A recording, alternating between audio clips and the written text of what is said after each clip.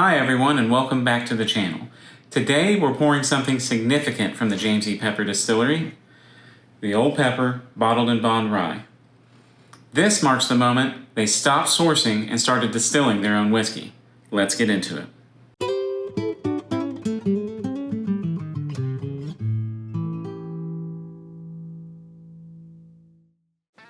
Everything we've covered so far in this series, the 1776 rye and bourbon, was sourced and contract distilled by MGP while the historic Lexington distillery was being rebuilt. The Old Pepper Bottled and Bond Rye, released at the end of 2022, marks the brand's triumphant shift to fully on-site Kentucky distilled whiskey. Everything in this bottle was distilled, aged, and bottled at the historic James E. Pepper Distillery. And the name on this label matters. Old Pepper was the original brand Colonel James E. Pepper marketed in the 1800s, proudly calling it the oldest and best brand of whiskey made in Kentucky. This wasn't just a clever marketing label. Colonel Pepper was the first person in Kentucky legally permitted to bottle whiskey at his own distillery, a right that he fought for and won in 1890. His strip stamp seal, his actual signature printed across the label sealing the cork, became a direct ancestor of the Bottled and Bond Act of 1897, which this very bottle proudly honors today.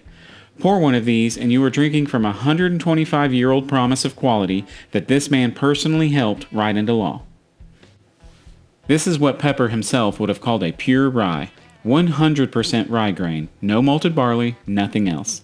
Distilled, aged a minimum of 4 years, and bottled entirely at the James E. Pepper Distillery in new, toasted, and charred Kentucky oak barrels, air seasoned to 18 to 24 months before use.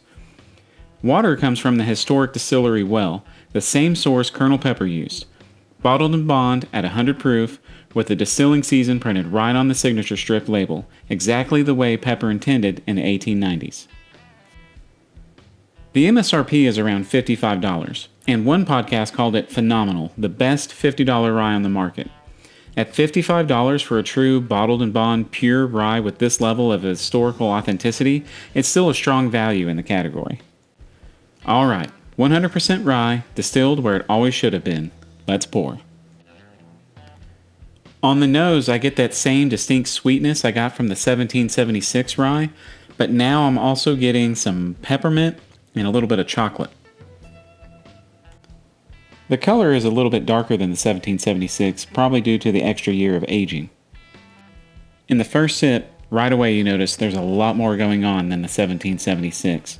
It's still very floral forward and a lot of intermingled sweetness, but now the rye spice and the chocolate back end are really more pronounced.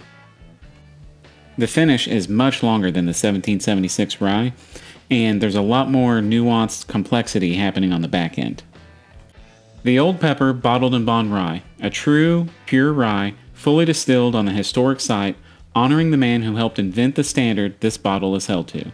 At $55, this is the real deal. Have you tried this one against the 1776 rye? Which do you prefer? Don't forget to like and follow One Ear Whiskey for more history behind the bottle, because here, the pour tells the story.